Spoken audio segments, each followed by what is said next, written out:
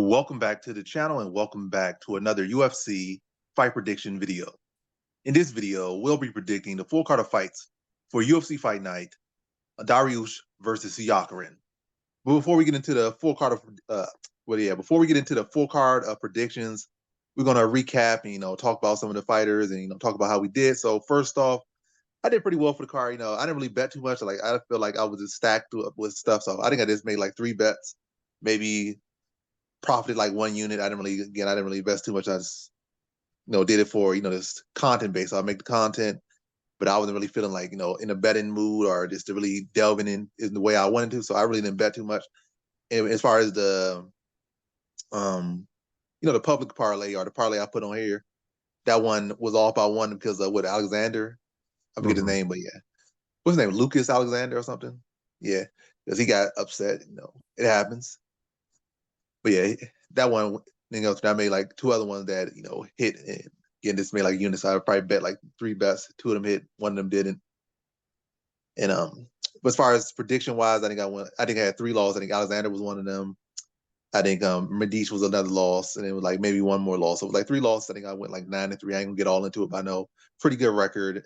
And hey, anytime you come positive and you're really not even invested like that, it is what it is. So yeah, so I think it was a solid night. And definitely looking to invest more in some other cards, really put focus there. But I definitely give, the attention to, make the right predictions or the best predictions I can make. But as far as betting, I'm not going to always be like, never really prescribe myself just yet to be the betting go-to. But we shall see. But how'd you do, Nikki Betts? Man, I did great. I saw a guy on Instagram. He does some bets, and he had Joe Anderson Brito by round 2 submission, and I think I put like, I don't know, 100, $200 on it. That one hit. And then I had Joe Anderson Brito over 1.5 in the Michael Morales fight, Jose Johnson, Mick Parkin. The Nicholas Mata didn't hit. The Chase Hooper not to go to decision, over 1.5 in the Brendan Allen fight, and then Amanda Ribas over 1.5.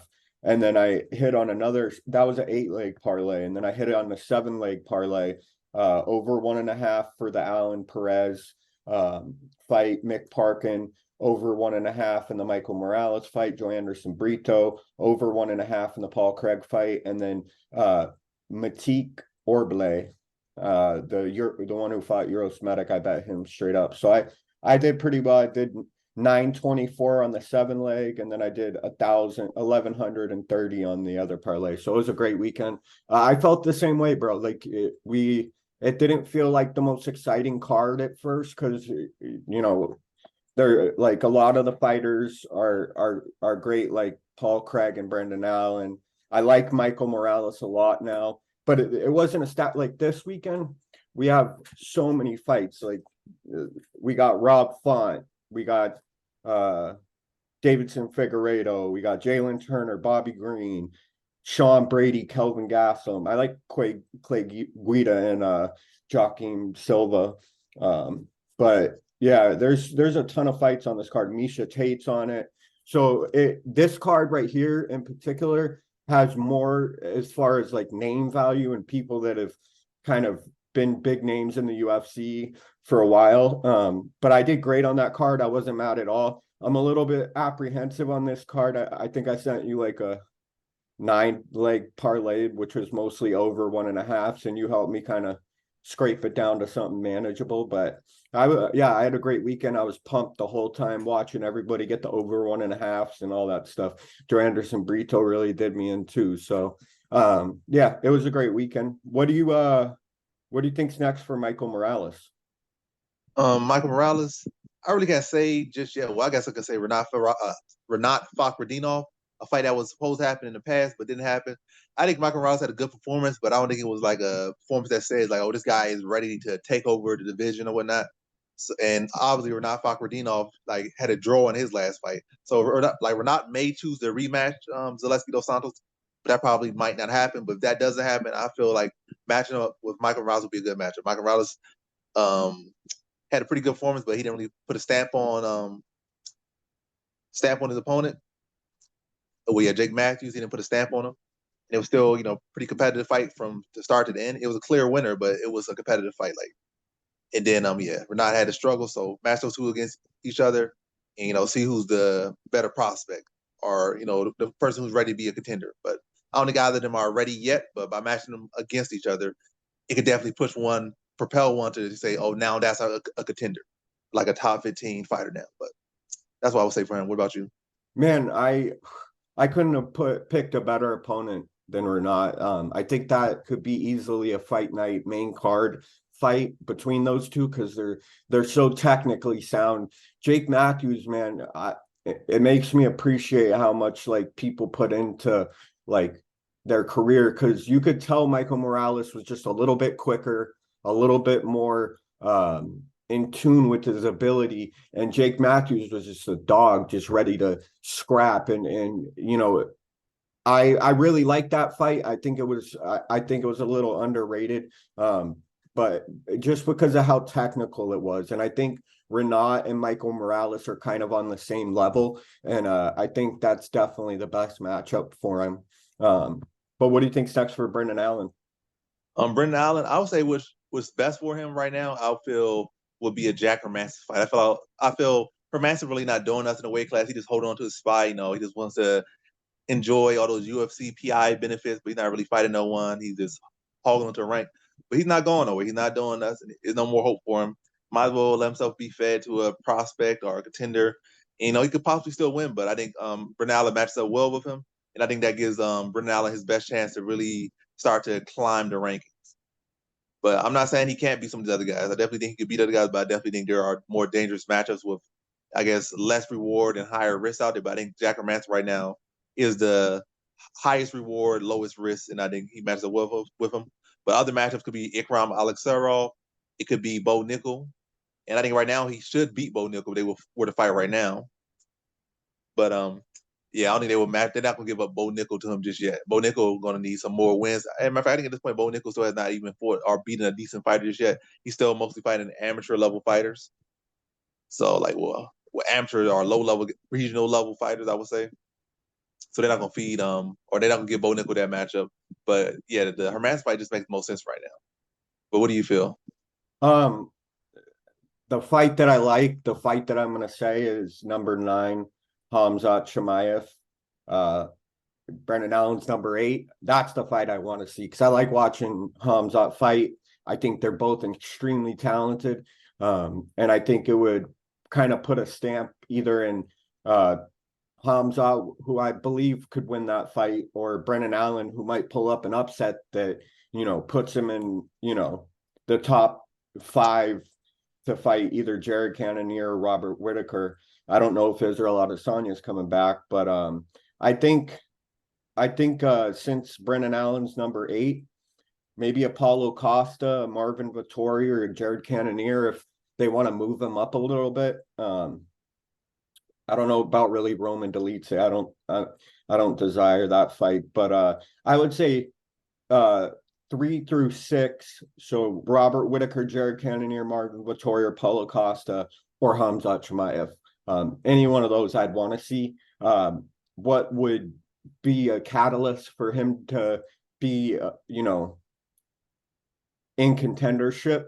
They're probably feeding him a Jack Hermanson would probably put him in a contender spot, not really at the top of the list to get a middleweight title fight, but maybe 1 or 2 fights after that. If he's able to, deal with Jack Hermanson the way he dealt with Paul Craig. But yeah, I definitely think even Jack Hermanson it's probably the most realistic, probably the most likely situation that's going to go down, either that or Roman Dolidze, just because they're not like at the very top of the food chain, but they're still in that position. So, I mean, yeah, Jack Hermanson is a good choice. But yeah, let's get this card started. I'm excited.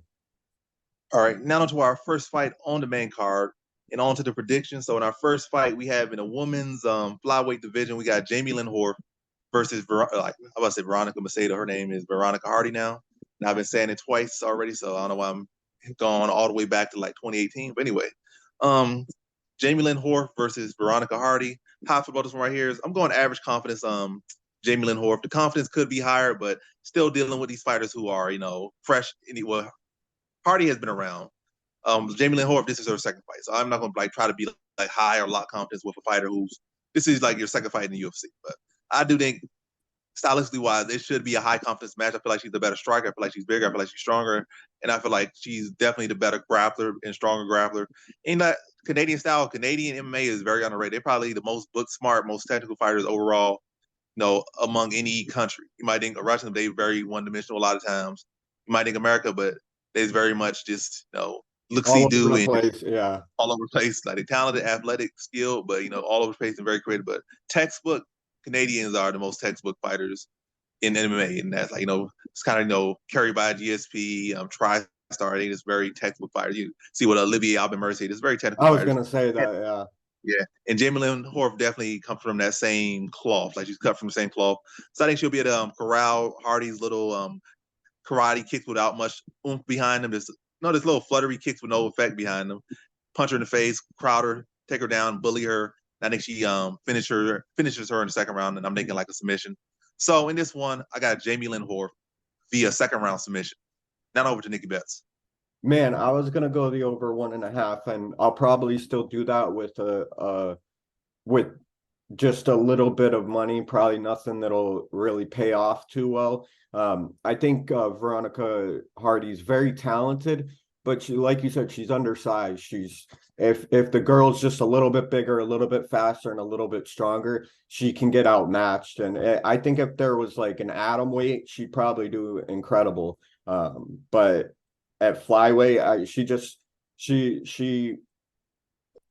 the fight that I watched with her was Polyana Vienna, and that's the one I kind of went to because that's the one I wanted to see the most of. And I know it was a long time ago, but she got a submission off pretty quick in that fight, and she's definitely dangerous, definitely capable. I will bet the over 1.5.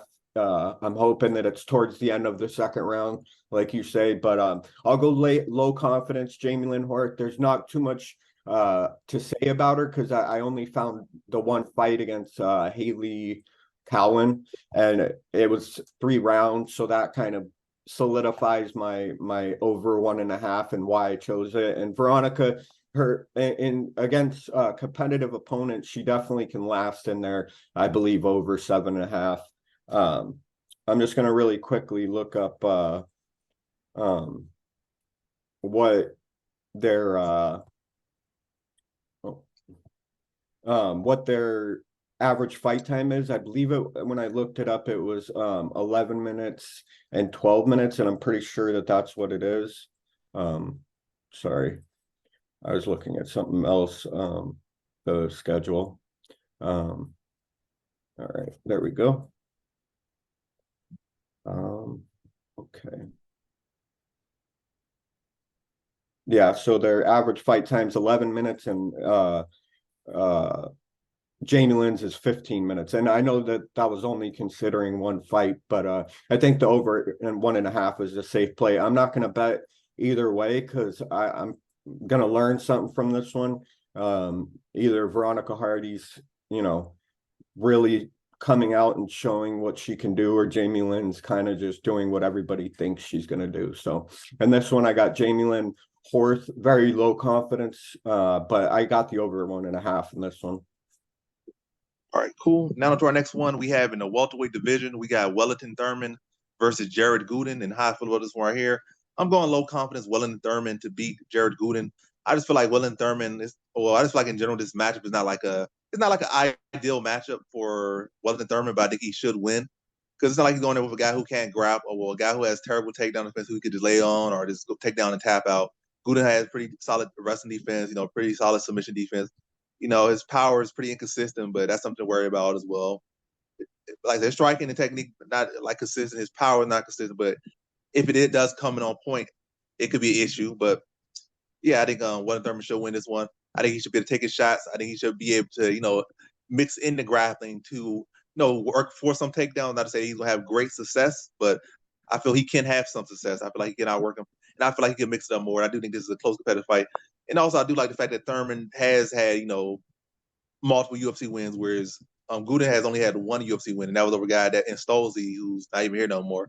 So a little bit of an MMA long division or whatnot there, but I do think that Thurman's experience will help him. Training with Alex Pereira will help him, and training with other good guys as well. And also, having more time in the UFC, having not been cut, and experience at both weight classes and wins at both weight classes, I think he'll be able to eke out a decision over Guden. I don't think it's going to be the most pretty fight, but I think it's a fight he'll win. So not the prettiest, but he'll be more well-rounded. He'll mix it up more, and he'll do what he needs to do to get his hand raised at the end of the day.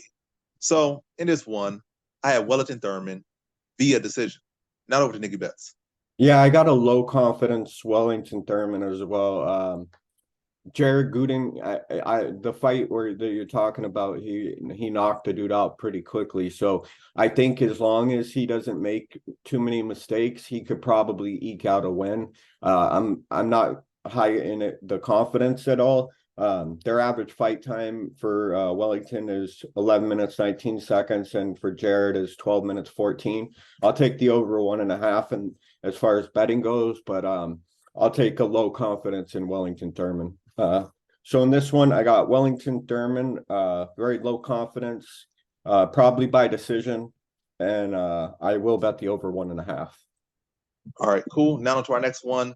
We have in the light heavyweight division, we got Ihor Terra versus Rodolfo Bellato. And how I feel about this one right here is I'm going low confidence Rodolfo Bellato to beat Ihor Patera. And this in reality, this isn't like a no play for me. I'm not parlaying Bellato. I might, when the props, because the props still if you take forever to release on the sites that I use. It'd be I like know, I Thursday, hate it. Friday. Right. Yeah, so that's a lot of time. I'll be Thursday and Friday. I don't have the mood to really look into those props. Like, why you waiting? Why can't y'all post this Monday, Tuesday? Like, that's really be Any like day I'll be before the day before. yeah. So by the time, like, that's why a lot of times I just like, especially like last card, like I didn't even care by that point. I placed like 3 bets. Like I was looking for was props. You gonna release them on Thursday, Friday. I think one of them didn't release till the day of, and I'm like, yeah, I'm done. I don't want to. I don't care no more.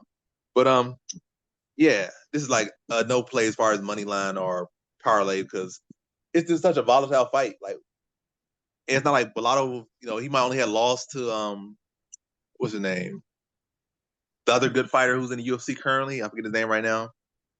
Yeah, he might have just 2 lost them, but also, he's 1-1 in the contender series. So yes, but he's 1-1 in the contender series. And now he's coming in here with like minus 400, minus 500. Like that don't make no sense. But yeah, I'm picking him to win. Not going to talk too much or even talking long enough about this one particular fight. But yeah, I think so far, Io Patera has only shown to be a warm fighter. And even in that, he's not the most technical, not the most skilled, pretty one-dimensional fighter. And only one round in him. I think Rodolfo Bellato will be able to send him out the first round, start to stalk, walk him down, touch one shots, level change, drag him to the mat. Like secure position, land some more ground and pound, and tap him out in the second round. So in this one, I have Rodolfo Bellato via second round submission. Not over to Nicky Betts. Yeah, I'm gonna agree with you there. I don't think this fight has much potential for any money line action. I'll probably do a prop parlay like you said inside the distance.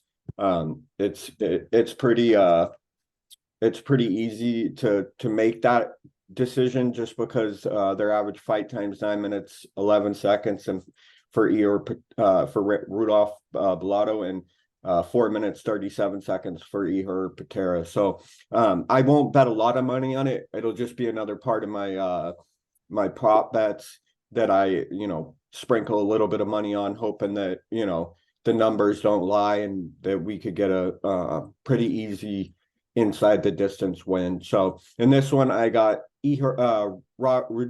Rodolfo Bellato, and I'm gonna say second round ground and pound, and I'll definitely bet inside the distance, but sprinkle not too much money on it because I haven't really seen either fighter to be super reliable.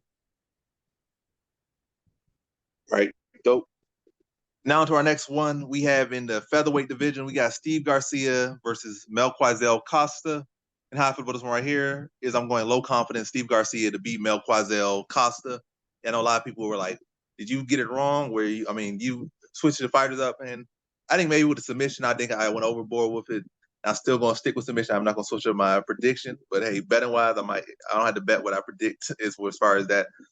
But definitely, I wouldn't bet. For me personally, maybe it was a hedge parlay. I would bet Melquizael Costa, but I'm thinking money line and more so propping the fighter I'm leaning to. I would definitely go with the dog at who's I think still like plus 180 and Steve Garcia. But yes, low count Steve Garcia to beat Melquizael Costa.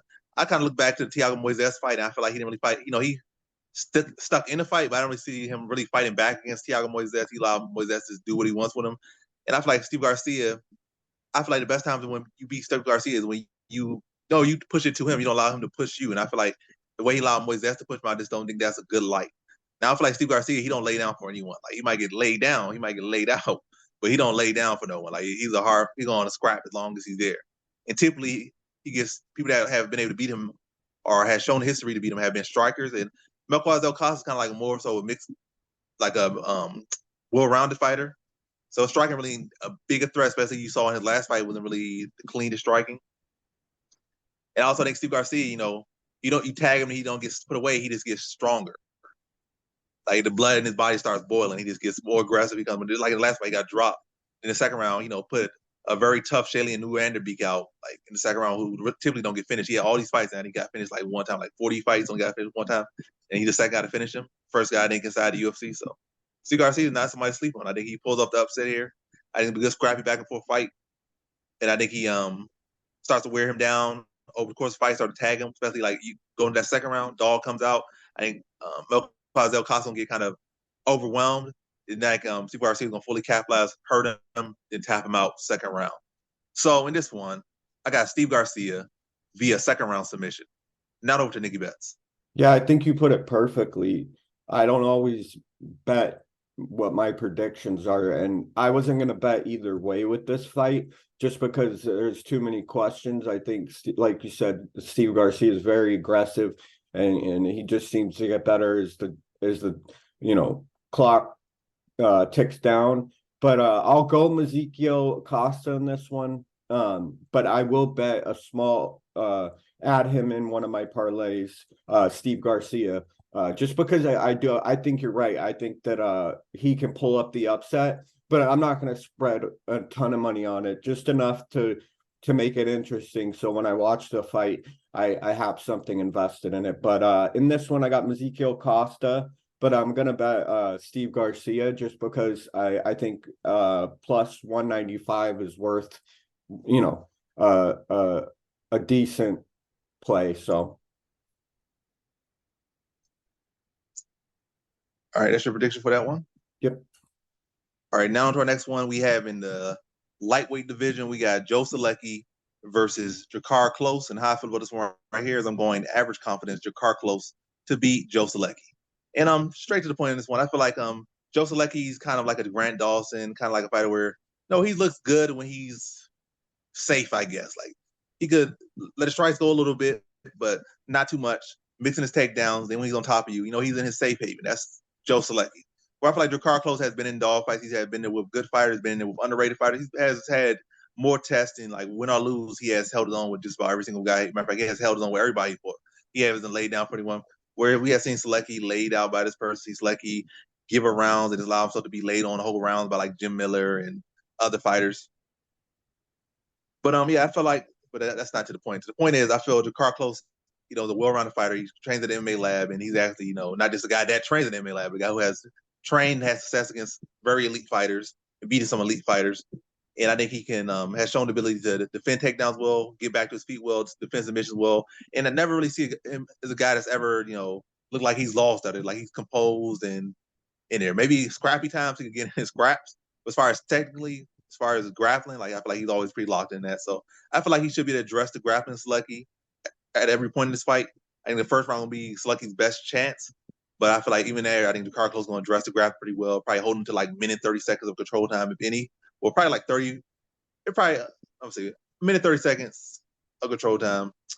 I think a minimum probably like 30, 40 seconds of control time for Selecki in that round. But I think a maximum 130 control time for Selecki in that first round. And yeah, take him out the first round and then, force him to fight, which he doesn't like to do, and put him out second round via TKO. So In this one, I got Jakar Close via second round TKO. Not up to Nikki Betts. Yeah, this fight, man, these fighters are almost identical. Jakar's 13, 2-1. Joe Selecki's 13-3. So a total of 16 fights each. They both won their last fight, both from the United States, both 5'9". Reach 70 to 70.5. Leg reach 39 to 39. I think the odds speak perfectly to this. Minus 122 for Jakar Close and plus 102 for Selecki. I think that Jakar Close is just a little bit better, a little bit faster, and a little bit stronger, and that's going to dictate the fight. I do think that Joe Selecki is probably going to come out and try and wrestle the best that he can, and he might get a takedown, but I definitely see Jakar Close getting it done. I'm not going to bet that way just because the odds are so close, and you know, anything can happen in MMA. Look at the Strickland situation. Nobody, including me, thought Strickland was going to come out there for 5 rounds and just take them all from Israel Adesanya, who, you know, is one of the best fighters in the UFC. So I do err on the side of caution when it comes to my betting. Their average fight time, Jakar Close is 12 minutes 57 seconds, and Joe Selecki's 11 minutes 5 seconds. So I will bet the over 1.5 for sure. So yeah, in this one I got Jakar Close. I'm gonna say 3rd round TKO, but I will bet over 1.5 in this one. All right, cool. Now to our next one. We have in the women's bantamweight division, we got former bantamweight champion, former women's bantamweight champion, Miesha Tate versus Julia Avila. And how I feel about this one right here is I'm going low confidence Julia Avila. Really what's brings my confidence so low is the Sijara Eubanks fights, where she was able to, you know, really not even go for like a whole lot of takedowns, but be able to get like 1 or 2 takedowns and around and be able to hold her down like the whole round pretty much. And that still, like, you know, sticks in my mind here. So this is definitely like a no play or like a decision play here. But each best thing in Miesha Tate is probably definitely decision. So no matter how you really look at this is a fight that's I feel gonna go over, probably like gonna go to the distance. But I lean the hungrier fighter. Neither of these women are particularly young. It's not like Julia Villa, like, oh, she's 30. I think Julia Villa is like 35, 36. Miesha Tate like 35, 36. So they're roughly the same age. But Miesha Tate has spent a lot of time retired, came out of retirement, lost a fight, and she hasn't fought in like a year. So a lot of inactivity on Tate's side. Also a lot of inactivity on. So a lot of inactivity on Tate's side, especially, but also a lot of inactivity on Avila's side. But Avila has not accomplished what Tate has accomplished. Tate was a Strikeforce champion. She was a UFC champion. And it's not really much for her to do now. What she's trying to prove, like, she's just trying to be in a spotlight, but it's not as hungry as Avila. So I'm going to lean to the fighter who hasn't accomplished much right now, but low confidence and really no investment, or probably investment in overs and decisions here. But going Avila, just going to want it more. And yeah, it's going to come out that she's going to want it more. Whereas Tate, confidence, like, what is really fueling you? I feel like Avila has much more fuel in her, and that would be enough to eke out probably still a close, ugly decision, but a decision that she'll win. So in this one, I got Julia Avila via decision. Not over to Nikki Betts. Yeah, I'm gonna have to agree 100%. I think that Miesha Tate probably isn't as hungry as someone who's 9-2 when she's 19-9. You know, a ton of fights, almost triple what Julia Avila has. But I just think the momentum, Miesha's coming off a loss, Julia's coming off a win. I probably won't bet this one at all as far as either fighter goes. I have a low confidence Julia Avila, but I will bet the over 1.5 because I know Miesha Tate's tough, and I know that she could probably stick it in there over 1.5. And I know with the fight between Jessica Andrade and Mackenzie Dern, like, I thought the younger, more hungry, more talented fighter was going to come out there and just be a little bit better, and she got, you know, pieced up. So I won't bet on either of these girls, but I would love to watch the fight. I'll go low confidence Julia Vila, but I'll definitely do the over 1.5 considering their combined fight time. All right, cool. Now to our next one. We have in the middleweight division, we got Punali Soriano versus Dustin Stoltzfus in high football. Right here, I'm going. I don't know if I went lower average, but either way, it don't really matter too much. Average confidence, I'll go with it. Not Dustin. Average confidence, Punali Soriano to beat Dustin Stoltzfus. You're gonna get straight to the point with this one. Both these guys are looking pretty low tier, especially Stoltzfus. But Punali Soriano is definitely on a bad streak right now, or not the best point in his career right now. I think he bounced back with a win, I believe. But yeah, he definitely doesn't have the steam he did when he was freshly coming off the Contender Series and was packing up some wins. He ran into like wall with Britton Island, and yeah. But I think this fight should win. I feel like he has the wrestling to keep it, dictate where this fight takes place. So he has the wrestling, whether he uses offensively, which he probably won't, but I think he'll use it more so defensively. Not going to defeat. He's just the sharper, heavier-handed striker, more experienced, more confident as far as getting the job done on the feet. I feel like Stoltzfus' best job, success has come in the grappling department, or injuring his opponents like he did against Piper. But yeah, so his best success have come in grappling exchanges. And I feel like Punali should be able to keep this in a striking realm, and I feel like he should have a clear advantage there. And I'm saying a second round TKO for Punali Soriano. So in this one, I have Punali Soriano via second round TKO. Now over to the bets. I'm staying away from this fight completely. I do think that Dustin is a little bit less of a fighter as far as his skills go than Soriano, but I'm not going to bet the over 1.5 because their combined fight time is 9 minutes 33 seconds, and Dustin Stoltzfus is 9 minutes 55 seconds. There's just no value in this fight for me as far as money goes, because like you said, it's not like super high quality of fighters. They're amazing, they're great, but it's not something that I see as a reliable win either way. So in this one, I got low confidence Soriano, but I will not bet anything either way. All right, cool. Now to our next one. We have in our first fight on the main card. Well, this is our second fight on the main card. We have in the lightweight division, we got Clay Guida versus Joaquim Silva. And how I feel about this one right here is I'm going average confidence. Joaquim Silva to beat Clay Guida. I feel like historically, Clay Guida has never really done well against black belts, especially black belts with multiple threats. And Joaquim Silva is that. And also, it's not like Clay Guida is getting any younger. They might not be like crazy difference in age, but there's definitely crazy difference in mileage. Clay Guida has been around for a long time and has been in the UFC at a higher level for a long time, and still at this point, pretty decent level as well, despite being fighting for like 29 years. I mean, I've been fighting. I'm not 29. I'm exaggerating a little bit. I think it has feels like it. Yeah. Yeah, he's been fighting for a long time, so he's been in UFC for at least over a decade. So yeah, I think Joaquim Silva's gonna go out there. He's gonna press Clay Guida. Clay Guida's probably gonna try to come with some overhands, probably shoot some aggressive takedowns, but Joaquim Silva probably gonna defend the first couple takedowns pretty well. And then he's gonna start to really stalk and hurt and connect on Clay Guida. And Clay Guida's gonna probably be, panic mode, mop mode, head just like covering his eyes to try and reach for a leg or reach for something.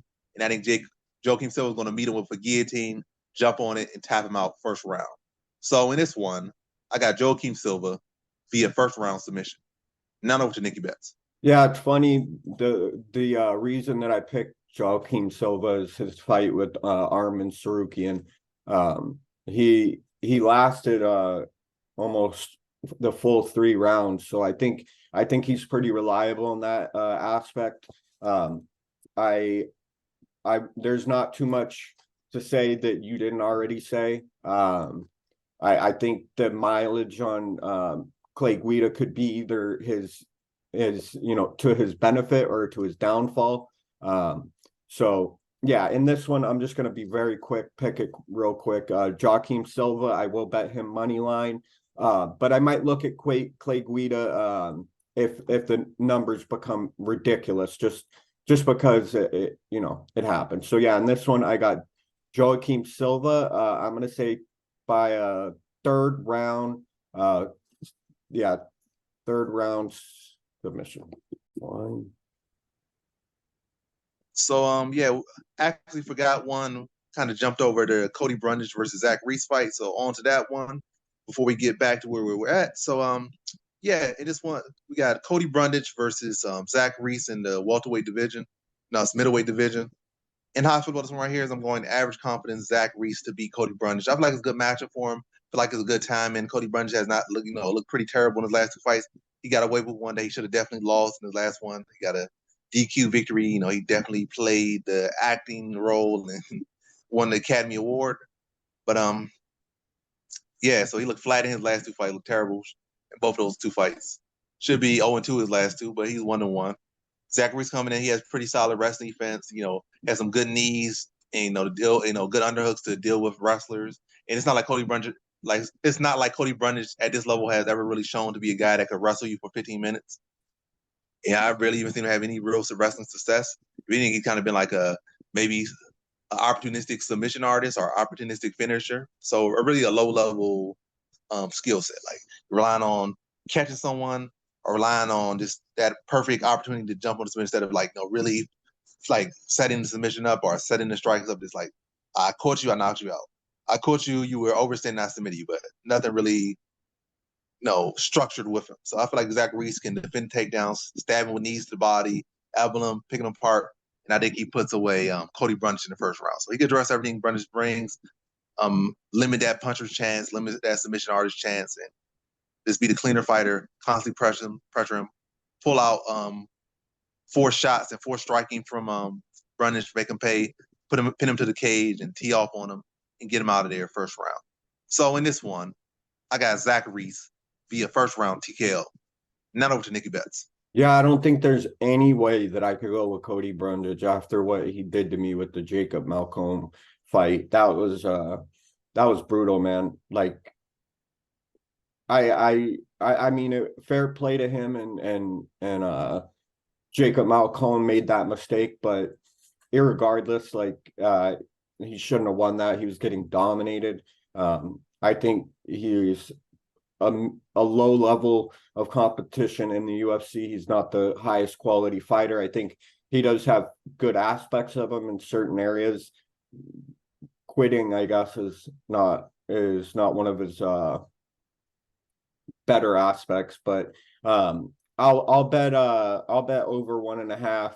I think it should be a clear path to victory for Zachary Reese. I don't see really anywhere where he can't deal with what Cody Brundage brings to the table. So in this one, I got Zachary Reese, and I'm going to go inside the distance for my bet. All right, cool. Now on to our next one. We have in the welterweight division, we got Sean Brady versus Kelvin Gastelum. And how I feel about this one right here is I'm going average confidence Sean Brady to beat Kelvin Gastelum. The more I think about this fight, the more close it gets. But I'm gonna stick with Sean Brady to beat Kelvin Gastelum. I feel like what has Kelvin Gastelum done at welterweight in recent years? He hasn't fought at welterweight in like 5 years. He's cutting down. Supposedly got a new nutritionist.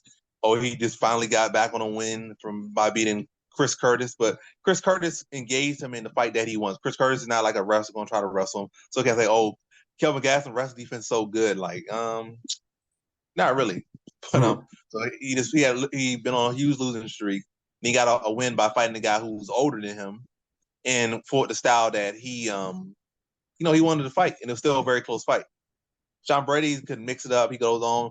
Sean Brady's been adjusted to this weight class. Not like Sean Brady is the one, returning from middleweight. Sean Brady's been accustomed to weight class. He had his first setback, and it was to the true number one contender at this weight class. So you could try to fall him for it as much as you want. You can say, oh, Bilal Muhammad don't finish no one, so that makes it worse. But Bilal Muhammad is very much the true number one contender this weight class, and you rarely ever see a guy get this much flack for losing to the true number one contender. You say, well, he just fought the pretty much the number two best guy in the weight class and lost him, so that's not a bad thing. Typically, people write it off, but they for some reason giving Sean Brady a lot of flack for it. But yeah, I definitely see if Kelvin Gastelum keeps this on the feet, the obvious thing to say he should be able to win this fight. He should win this fight. But I think Sean Brady could surprise a lot of people on the feet against Kelvin Gastelum here. Then on top of surprising on the feet, I feel like he gains respect. Then once he gains respect on the feet, I feel like the takedown will become even more easy. And it could be also the other effect that by mixing the takedowns, he can get Kelvin Gastelum to drop his hands. And a lot of times we get Kelvin Gastelum to drop his hand and he started worrying about other things. He just literally just throws defense out the window and just eats punches and try to hit you back. Like he just throws his striking out defense out the window. And I feel like all those things that happen, but ultimately I feel a combination of those factors, and then also gaining respect of Kelvin Gastelum, maybe even hurt him, maybe even clipping him, maybe even sit him on his butt 1 second. Because now Kelvin Gastelum probably just thinking he's just gonna come for takedowns, come with overhand, sit him on his butt. Kelvin Gastelum, having this, that heart that he has, probably gonna spring right back up. But now he's gonna have Kelvin Gastelum respect, and he's gonna start to get him to, pick his hands up to try to block, double leg or single leg, initiate a takedown, drag him to the mat, and really start to wear on more. And I'm saying a second round submission for Sean Brady. So in this one, I have Sean Brady via second round submission. Now over to Nicky Betts.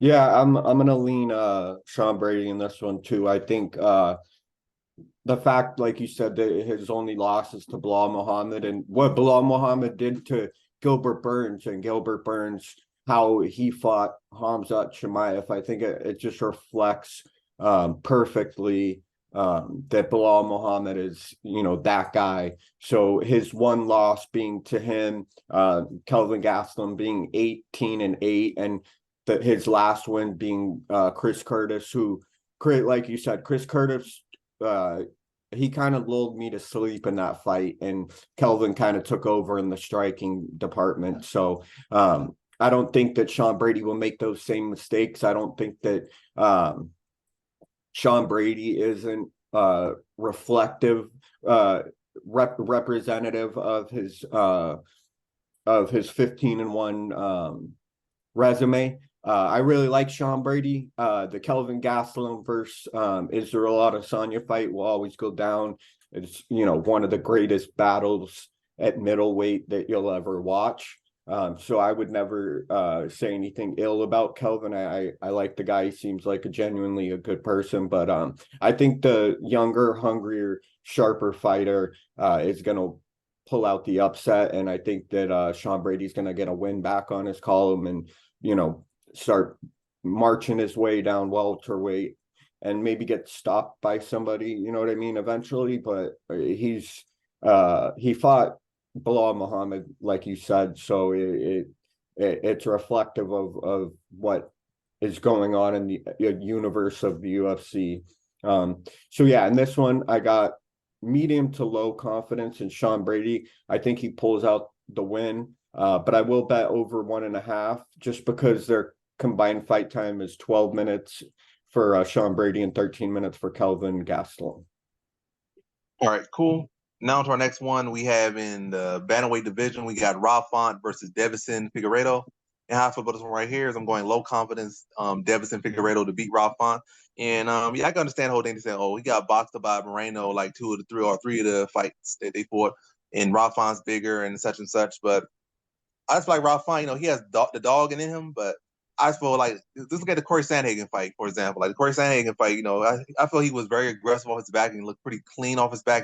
Matter of fact, was surprised how good he looked off his back in the first round. But I feel like beyond the first round, like he just didn't really do anything. He just accepted getting taken down, didn't try to get back up.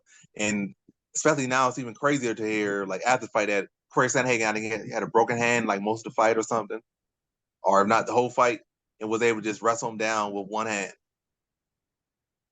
It's like Corey and Rob Font just accepted that. Instead, it's like saying, like, let me get back up. It's not like it's no real great submission threat from Corey Sandhagen, but still, he let Corey Sandhagen pretty much with one hand take him down for 5 rounds and lay on. That's pretty much what the fight. Not a whole lot of striking, just getting himself taken down. And that was just not a good look. It's not like he came with any injury or anything. I mean, they say everybody come with injuries all the time, but not to no excusable level. Like, he should have fought a lot more. And I think also Deiveson Figueiredo is going to be an attack leg because from Moreno's smaller, legs aren't as long. I feel like the leg going to be an easier target for Figueiredo. I feel like Figueiredo's grappling is underrated, and I feel like he would have success there. He's very sharp. I think coming from the smaller weight class, he'll have much better timing and be much more crisp and faster with his shots. I think his power could surprise Rob Font, probably be to clip Rob Font, sit him down, and shift the momentum in probably crucial rounds or crucial moments. I think he can find success in takedowns. I feel like he can initially, get the fight to the mat by, landing some calf kicks on Rob Font, maybe some inside leg kicks, timing Rob Font as he come in with the jab, which he likes to do a lot. And again, he's not as, active. Well, I mean, he's active statistically, but with Moreno, it's just a flyweight intensity. And the fact is throw anything out there. Like, it might be, you might throw more volume, but the way Moreno fights is, you might throw 1,000 shots, he might throw 800. The way he comes at you is like, it's a much more intense. And unpredictable in a way with Moreno, because he's not the most textbook fighter. You're dealing with a very unorthodox fighter who's come with a lot of heart and a lot of aggression. And it's easier to time a guy like Rob Font, who will throw a lot of shots, probably with cleaner technique, better fundamentals, but you kind of know what he's doing because he's doing, pretty much textbook technique, especially with his jab. So I feel like Figueiredo will be able to counter with inside leg kicks, outside leg kicks, shoot up the leg, shoot up the calf, times him with some clean counters, sit him down maybe once or twice, make some takedowns. But I think it will be a very close, very competitive fight. And I also think with not having to cut the weight to 25, I think Figueiredo will be stronger. Not say he'll be stronger than Rob Font, but strong enough. I think he'll have more power. I think he'll have more speed. And I think he'll be a better version of himself at 35 than he was at 25. Not to say that this is a guy that's going to come up here and really shake the weight class up, but I think he'll be good enough to be able to pull off a victory over Rob Font. Very close fight, but I think Figueiredo will land heavy shots, and I think he'll mix it up more, and I think he'll get his hand raised in a decision victory. So in this one, I have Deiveson Figueiredo via decision. Not over to Nikki Betts.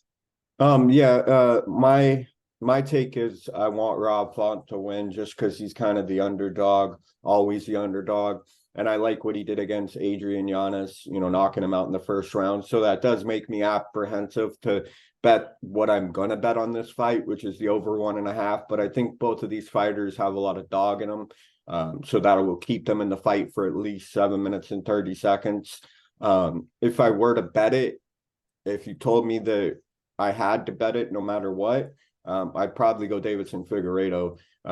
But I wouldn't mind seeing Rob Font win. I'm definitely excited to see what Deiveson can do at bantamweight compared to his time at flyweight, because he was champion, multiple times over. I know he fought the same guy like 4 times, but it's still awesome to see, the flyweights have a huge following. So I think it's pretty clear cut that Deiveson should win, but I do see where Rob could come in and make a big upset. So I'll probably bet the over 1.5. No, I'll definitely bet the over 1.5, and I'll probably bet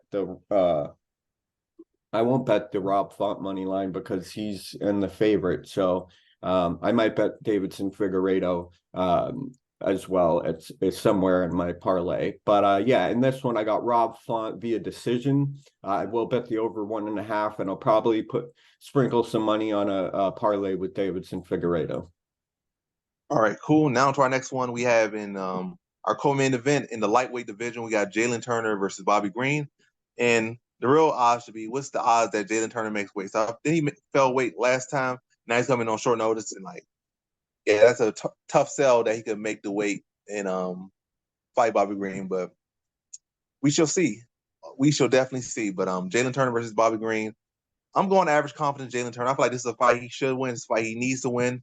He's like 13-7, very talented guy. Feel like everything he needs to be successful, be a champion, even at this weight class. He's still very young, huge for the weight class. Skill, really, I feel he just needs to work on, I guess, his grit and his crunch time efforts. Doing what he needs to do when you need it to be done, and not just when that, the best case scenario, like when I'm fresh and I can just run over a guy, but like when it's that final round and you ain't got nothing left in the tank, but you want to go, dig into the reserves, dig into deeper than you ever dug before and dig that out, or make the right decisions, or, this dude, hasn't shown that super high IQ, nor has shown that super high, this instinct to win. But I think he should be Bobby Green. I feel like Bobby Green hasn't really shown a great track record of dealing with guys that have longer than him. I feel like he has issues with length, and I feel like Jalen Turner could bring that length to him and keep him at base, stab him with teeth to the body, intercept him with elbows, and just really stay on top.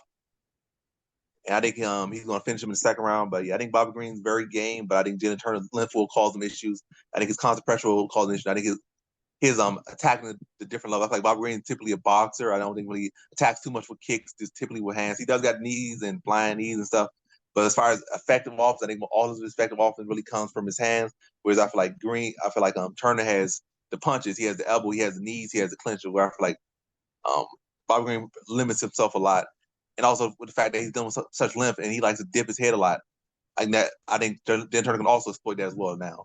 Because when you typically deal with other guys, they are not in range for stuff. But now with Turner, with all that length and how crafty he is, you're in range for everything with him. If you're in range, he's in range. If you're not in range, he's still in range. you probably feel like you're out of range, and he just like bring a head kick up, and you try and lean out of the way like you think you're in a boxing matchup, dip that head a little bit into a knee, fall into elbow, fall into a head kick, and I just think Turner's going to definitely look to press it on him, and I think he gets him out of there second round. So in this one, I got Jalen Turner via second round TKO. Now over to Nikki Betts. Yeah, I'm gonna lean Turner in this one as well. I might bet a little bit on Bobby Green in a parlay, but I don't really see how Bobby Green, who's much shorter, and like you said, he kind of leaves himself at a disadvantage by only boxing and then using that like Muhammad Ali style like head movement where he just gets out of the way in the nick of time. I think Jalen Turner can exploit that. I was really impressed with Bobby Green's last win. He shut a lot of people up with that. It got him a ranking. So I think that he's definitely live for maybe doing that again, or it might just happen, once every 5 of, the people think that are the contenders, you know what I mean? They get stopped somehow. So I don't think there's too much to be said that you didn't already say, which is Jalen Turner's the bigger, longer, and more active in what he uses, whereas Bobby Green just kind of punches and moves, might kick just to switch up, not looking like he's going to punch and then move. So I don't see this fight going any other way than Jalen Turner winning, but I might sprinkle a little money on Bobby Green just because of what he did to Grant Dawson, right? Yeah. So in this one, I got Jalen Turner. I'm going to say via decision. All right, cool. Now on to our next one and on to our main event. So in our main event, we have in the lightweight division, we got Beneil Dariush versus Arman Siakarin. And how I feel about this one right here is I'm going average confidence, Arman Siakarin to beat Beneil Dariush. And with Beneil Dariush, I feel like he has had his moments, and I feel like he has come up short. Came up short against Esmar Boza when he had some steam. He came up short against now Charles Oliveira. So I feel like anytime he gets those moments, he just kind of come up short. Now that I feel like he has exhausted his meal tickets, I guess, like his golden tickets. And not to say that he ever really truly had a golden ticket, because I feel like he had to work hard and he still was very underrated for a long time. And I feel like he's been, top tier level for a long time. Maybe some performances haven't said otherwise. Like, Charles Oliveira run through him, says like, yeah, you weren't top tier. Charles Oliveira ran through, but that's Charles Oliveira. Like, he runs through people. But yeah, I just feel like it's Arman Siakarin's time is kind of shifting to him. I feel like the narrative shifting to him. And also I feel it's kind of hard to see Beneil Dariush winning this fight anyway, but a decision. I don't see him winning stoppage. I don't see him winning knockout, TKO, submission. Well, that's saying I don't see him getting a KO, TKO, or submission, no cut or nothing. Only way I see Dariush winning this fight really is a decision victory. Whereas I could see Siakarin win a decision. He's younger as well, so that will help. So he could win a decision. He could win a knockout. He could potentially win a submission, but I'm thinking it's either going to be a knockout or decision. And I'm leaning like a third round TKO. I'm predicting a third round TKO. I feel like Siakarin has the better conditioning, now also maybe not better conditioning, but better overall. He'll be able to push a better pace, being the younger guy, the fresher guy, way less mileage. And I feel like will have the wrestling advantage as far as keeping the fight on the feet or taking him down, which I feel like he might just mix it up a little bit just to wear down Dariush, but I don't see that being the main focus of his game. So I just really see a real competitive fight, but I just think Siakarin at this point, being a younger, fresher fighter, and I think more the guy who can control the grappling department more, at least as far as the takedown battle. I'm not saying he's the better submission grappler. I definitely think that's Dariush, but as far as who can control, who gets to score the takedowns and the takedown battle, the wrestling battle, I think Siakarin has it. I feel like he can use that as a tool to wear down Dariush. Just wear the fight down, zap some of that technique out of him, zap the energy out of him, and then leave Dariush a little bit more exposed. I think he wears him down and TKOs him in the third round. But competitive fight to that point, but I think Siakarin's going to be able to outwork him, outgrind him, be more durable, and then put him out third round. So in this one, I have Arman Siakarin via third round TKO. Not over to Nikki Betts. Yeah, I'm leaning Arman in this one too. I like Beneil. I think you're right though. He always, when he's supposed to, put on a performance and earn his spot, he always ends up failing. He did really well against Mateusz Gamrot, which I was impressed with. But I might bet I'll probably bet Beneil Dariush by decision. I'll probably bet over 1.5. That will be a part of my parlay tonight. And I'll probably bet money line for Arman, just because it's pretty good odds. But I do think you're right. I don't think there's any way, even in a 5-round fight, that Beneil can beat Arman inside the distance. I think Arman's just too good and too crafty. I don't think that he would let that happen. So in this one, I got Arman Tsarukyan, probably inside the distance. All right, so that wraps up predictions. Now on to parlay. So we're gonna get right into it. So the parlay I have for this week will be Jamie Lynn Horf. So Horf starts it out.